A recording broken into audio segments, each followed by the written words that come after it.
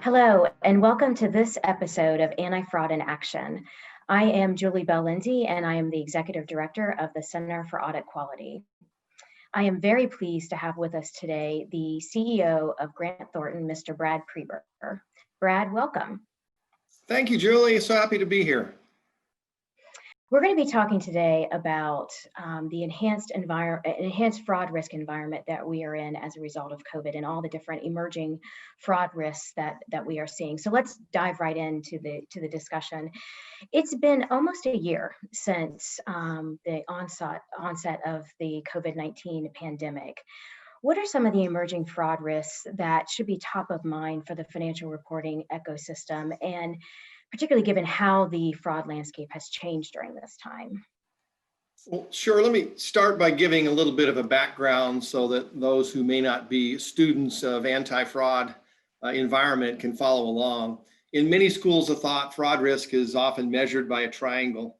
Each point of the triangle represents a distinct indicator for risk. The points of the fraud triangle are: number one, perceived pressure; number two, opportunity; and number three, rationalization. Well, as we've seen since the pandemic was declared and the oncoming recession that followed that, as businesses fail, unemployment reaches historic highs, and people are uncertain, quite frankly, where their next meal is going to come from, incentives to do the unthinkable rise. Unsurable personal pressure rises, work from home situations create unique opportunities for fraud, and individuals rationalize bad acts to feed their families, pay the mortgage, or take care of loved ones. Now, you add to the mix trillions of dollars of federal aid flushed into the system at a time when our normal sensibilities are compromised, and you get the perfect recipe for a fraud feast. In my experience, I expect to see a number of new and frankly old fraud schemes in this environment. So what are some of those fraud schemes that you expect to see? Well, the schemes I've seen in the past include simple things like stealing checks from the mail and using another's personal information to redirect checks, identity theft, if you will. As a matter of fact, in the last 3 months, my wife has had her identity stolen to apply for unemployment. And she's a retired teacher and hasn't worked for years. And I've had mine stolen for unemployment and 2 inappropriate payroll protection loan, the PPP loans, one in my name and one in my firm's name. And sadly, I've got to tell you, I just had my credit card replaced because it was stolen and used in Memphis, Tennessee. I live in Phoenix. And so again, the environment right now is extraordinarily ripe for this kind of identity theft. Well, that hits a little bit close to home. Were you able to stop the identity theft? I was, and you can only imagine how time consuming that was. You have to go through the websites of the Department of Justice, in my case, through the SBA, who are the ones that were overseeing the PPP loans. Got to go through all the credit bureaus. You have to file police reports. Fortunately, I was able to stop the unemployment fraud and the fraudulent loan applications. And of course, the credit card was canceled and a new one was sent to me. So what are some of the other types of fraud schemes that we might expect? Well, think of the unqualified or phantom business information that might be submitted to receive loans and aid in this environment. Remember that the SBA and the financial institutions were required to ignore their usual controls to validate the completeness and accuracy of the information submitted by applicants in favor of speed. There are also service providers, qualified and unqualified, charging fees to assist applicants for loans and aid. These services and fees are generally unregulated and of course subject to fraud and abuse. In this COVID and economic crisis, fear is created by uncertainty. This fear is consuming and may cause an unwarranted dropping of one's guard. In this environment, fraud controls are circumvented through remote work arrangements. Usual vendor credit and reputational checks are skipped, and buying habits are influenced by duress. Consider the business and employee proprietary and personal data available to an unscrupulous advisor who may be assisting with aid and loan applications or employee retention credits. Unnoticed and undetected, they can steal this data for personal gain and sell it using the dark web or other means. And then, of course, the extreme personal financial hardship during this economic crisis may also drive desperate actions, including fraud against employers. Schemes might include falsifying hours worked, stealing cash and other assets that normally would be controlled, diverting cash collections, converting PPE to cash. Again, you may recall that just the other day, a truck full of PPE was stolen worth $1 million. So those are the types of frauds that are going on. And of course, improper financial reporting. That involves the deception of regulators, investors, and other stakeholders, including external auditors, by the way, especially related to the financial condition of a company, their compliance with debt covenants, and the ability to remain a going concern. Another area that was on the rise even before the pandemic was cybercrime. And that's another area of focus in this pandemic environment. With this significant rise in cybercrime, what should companies look out for from a cyber risk perspective? Yeah, that's probably the scariest part of this whole situation. The dark web operated before the pandemic, principally on stolen credit card data used in everyday commercial transactions like shopping and hotels and dining. With that activity way down, they've adapted to sync personal data through phishing, disgruntled employees, and medical records. Can you give some examples of some of the types of risks that you're seeing? I can. I think it's probably best that I share a couple of examples to drive the point home. In one situation, I'm aware that several businesses had outsourced the calculation of taxes to an external provider. Each period as the taxes were due, the businesses would transfer the funds to an outsourced provider to pay the taxes due. Well, I understand a cyber criminal hacked the email exchanges between the businesses and the external provider, and then sent fraudulent emails asking for the cash deposits from the customers to be wired to a new account, not the outside service provider's account, but a fraudulent account. And the reason that it was changed was simply for administrative purposes. Obviously, an unwary business, falling asleep at the wheel, distracted by other things going on with the recession, might not pick up the phone and call the outside provider, and they are subject to having that money stolen forever. In another situation, a colleague of mine in the forensics business shared with me that after a routine search of the dark web for anti-fraud purposes, she saw a recently fired employee. This is truly what the post said. A recently fired employee of a bank offering personal data to dark web buyers in an act of retaliation. Said something along the lines of, I just got fired from my job, need money, have personal information to sell. Very scary examples that you're providing. You alluded earlier to, I think you were alluding earlier to the CARES Act, which was the 2.3 trillion stimulus that the federal government broadly distributed throughout the US earlier this year. That has its own set of fraud risks. Can you talk about how companies can proactively mitigate the risks associated with that stimulus? I can. So in your introduction, we really didn't go into my background, but I started out as an audit partner with one of the large public accounting firms, and then eventually over time converted to become a forensic specialist.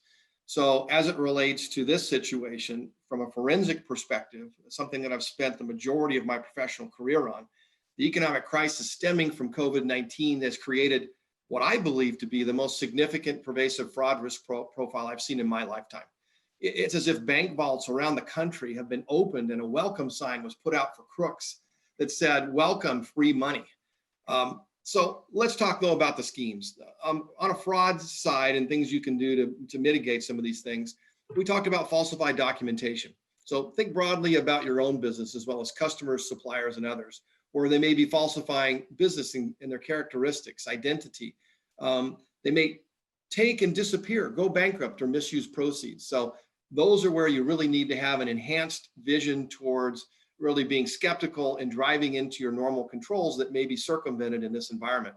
Think of bribery. You may not think of it in this environment, but think about bribing advisors to fudge the facts, creating false information, or ill-gotten gain sharing, selling a contract at a higher price and then basically sharing that.